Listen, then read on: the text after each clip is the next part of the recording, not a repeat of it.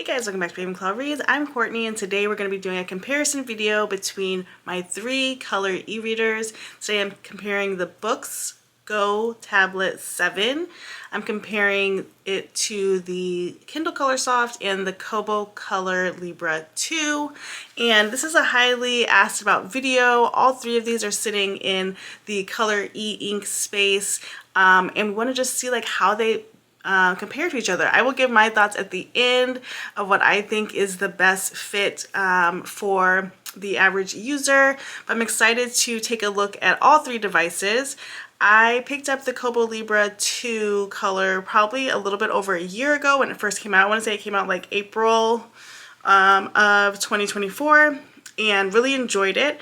Kobo's not my normal platform. I'm more of a Kindle person, so my books are through Amazon. However, I have picked up some books on Kobo and really enjoy that screen. As you know, the Kindle Color Soft came out in October. Picked that up, obviously. Really loved it. I'm fortunate enough to have gotten a version that does not have a bunch of yellowing on it. I did think I had yellowing, and then I opted to get a replacement, and when I got the replacement I got to see what yellowing really looks like, because I did not actually have yellowing, and so excited to show you guys that. And then finally I got the Boox tablet just about a month ago, and this is an Android based tablet, and it supports both Kobo and Kindle, as well as many other types of apps because it's Android based. And I've had a chance to look at that for a bit, and so now I'm ready to share with you my thoughts so that you can make your own decision. Okay, so if you've been here before, you know that I'm not a professional tech channel. Obviously, that's not what I do, but I do love e-readers and going over them with you. And I now have an overhead shot. So exciting. So I'm going to turn these on. They'll probably shut off, but I'm going to start talking about each one and their specs. I'm using Amazon from just to get their specs correct. So again, this is the Boox Go 7. It is Bluetooth and Wi-Fi capable. The screen is 7 inches. Memory capacity is 64 gigabytes, which again could be great for books, but if you are downloading multiple things, again, you're going to have a bit of shortage of space depending on how much you download. It does have that front light so you can read at night. The battery life says it's about 1 day average. I've seen it do a lot better than that. Again, I'm not using it consistently in every moment of the day, but when I've used it, the battery life is pretty good. It does last more than 1 day. And Boox, their tablets, they have a range of them from different sizes, but again, they are meant to do more than just books. Okay, in the middle here, you have the Kindle Color Soft. Again, this came out in October, so between the 3 of these devices, the Kindle Soft would be the newest. This one, again, is also a 7-inch Color Soft display. It has high contrast, which makes it easy on the eyes. You can highlight in different colors on this one. You can do that on all of these, but this the Kindle description does market that as one of the items. The single charge can last up to 8 weeks. Again, that depends on your usage. I've been charging it quite frequently because I use it a lot. And then it is glare-free. So it has that glare-free display, and it has an auto-adjusting front light to let you read in the brightest sunlight or late into the night. It is waterproof. And so I don't use mine by the water, but if you got something on it, you're totally fine. And then obviously you have access to the Kindle store using this. With the books, you have access to whichever platform you want. So if you're going to shop on Kobo or you're going to shop on Kindle, you have access to both of those. And so those are the huge selling points for the Color Soft. Those are just the basic specs. Let's talk about the Kobo. Okay, the last one over here is the Kobo Libra Color. And this one, people are surprised. You can buy this on Amazon. I'm not surprised because Amazon literally sells everything, but you can buy it from the Kobo website or Amazon. I actually bought mine from the Kobo website. This screen is also 7 inches. So again, we're working at the same sort of specs here. 32 gigabytes for the Kobo. I'm going to double check what the gigabytes are for the Color Soft. And then again, you can sort of do the same thing. It's most comparable, in my opinion, to the Color Soft. You can highlight in color. You have that backlight. It is anti-glare, and I believe that it is waterproof. And it's got this obviously amazing platform. And again, you're using this for Kobo books, so you cannot get anything else but Kobo books. So I wanted to take a look at all three of them because you now have choices on what you want to do in your color e-ink life. So for purposes of this, I'm going to open up the apps on the books and go to Kindle. So we're kind of all looking at the same home page. And so I was reading Onyx Storm. Okay, so let's go to the home page. Okay, now what I've done to try to even the playing field is I have placed all of them on the highest setting for color on the brightness screen. Now, obviously each setting looks different. So for the Kobo, you can adjust your brightness from basically 0 to 100. On the Colorsoft, you're going from 0 to 24. And then on the books, you have different options, optimal, vivid, or custom. I'm using the custom to get the highest brightness. And so that is how we are measuring these. Okay, so when you're looking at these, just tell me in the comments what are the first things you notice. When I'm looking at them, I'm seeing clear differences between the three of them. So if we start here at the books, I'm seeing a very gray screen, right? So it's a little bit hazy. It's not as bright. And again, this is at the brightest setting that I know how to do. I'm not a books expert, but you can see that it is a little not as bright as I would want each color to be. As I look at the Colorsoft, I have that glowing blue light, which is why I don't put this at the highest setting because it does feel very bright at night, but it is very luminous, and you have the colors on each book cover that look really nice and they really pop. And then as we look at the Kobo, I think these colors pop as well, but what I noticed is there's just a tiny bit of haze over the lay of the colors. And so as I bring it closer to you, I will show you that.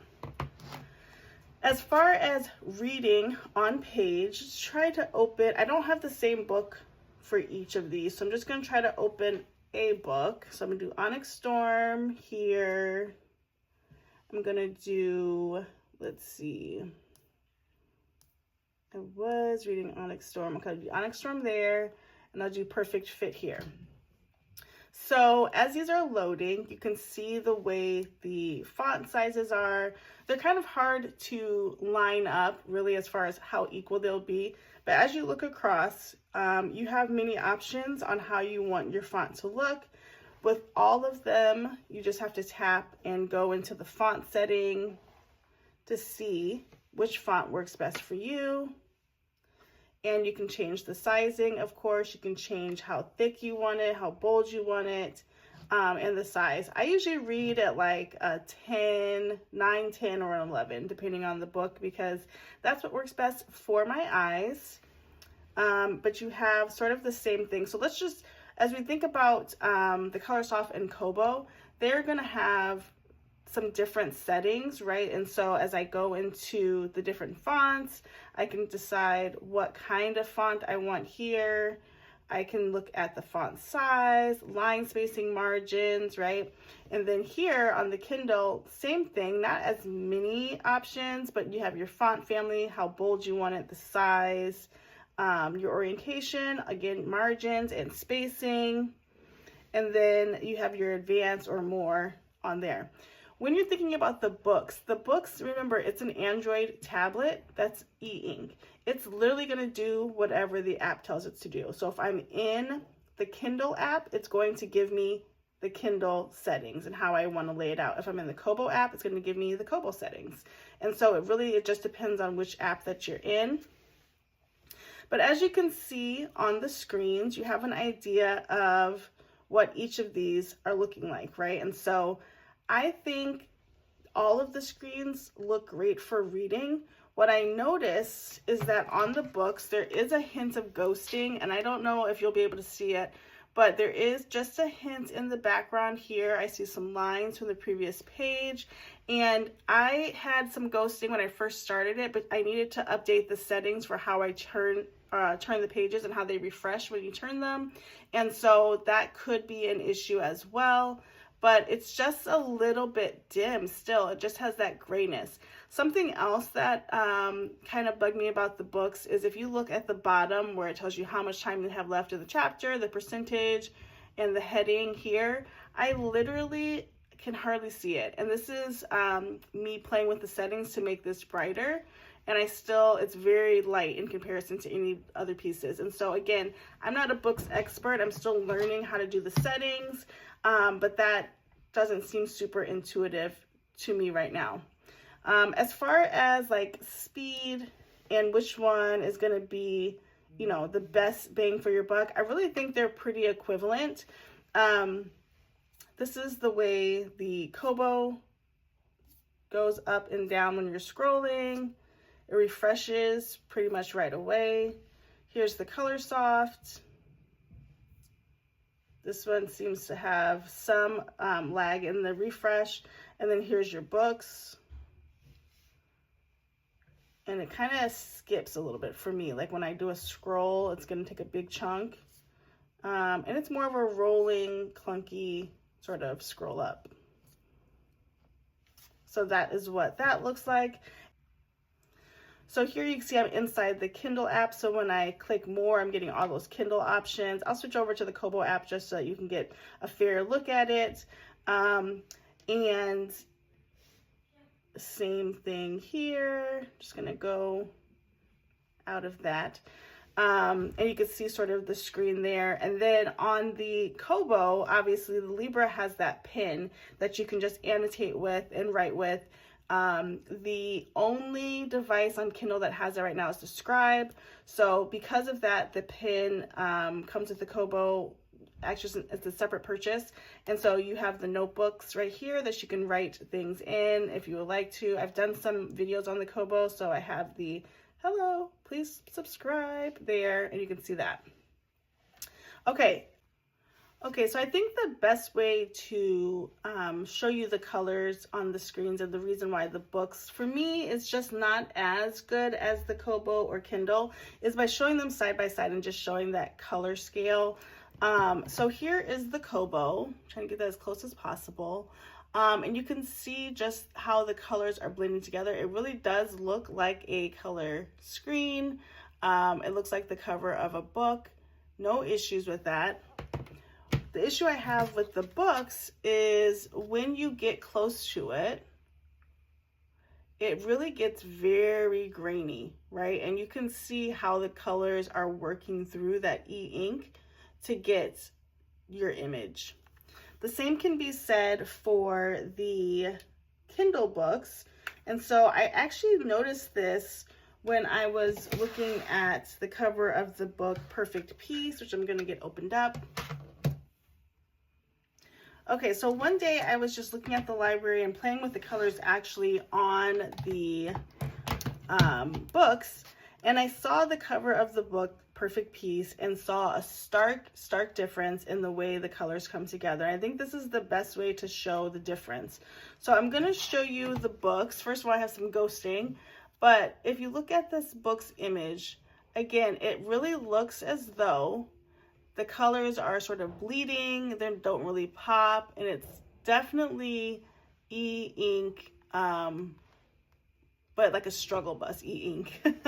And then when you look at the Color Soft, these colors seem to come through more truly, and they really do look as if they are the cover of the book, right? So it looks more realistic to me.